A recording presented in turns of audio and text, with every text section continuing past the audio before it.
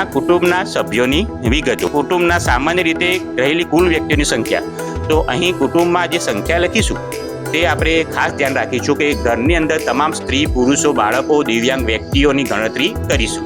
મુલાકાતના દિવસે ગેરહાજર હોય તેવા સામાન્ય રહેવાસીઓની પણ આપણે ગણના કરીશું. એટલે કે મુલાકાતના દિવસે ઘરમાંથી 4 થી 5 વ્યક્તિઓ કામ અર્થે બહાર ગયેલ હોય છતાં પણ આપણે એ પરિવારના સભ્યો ગણીશું.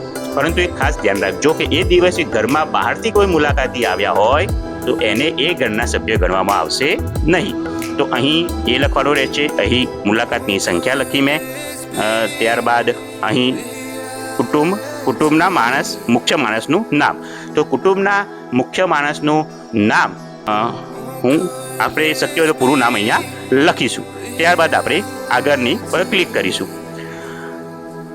અહીં કુટુંબની વિગતો, તો જવાબ આપનાર વ્યક્તિની જાતિ એ કોણ છે, તો અહીંયા પુરુષ, તો હું પુરુષ સિલેક્ટ કરીશ. ત્યાર પછી એમાં ખાસ એક વસ્તુ યાદ રાખજો કે અનુસૂચિત જાતિ એટલે SC એ ફક્ત હિન્દુ, શીખ અને બૌદ્ધ ધર્મમાં જ હોઈ શકે છે. એટલે જે લાગતું હોય આપણે ખાતરી કરીને કરવાનું રહેશે. અહીંયા નીચે એની યાદી પણ આપેલી છે.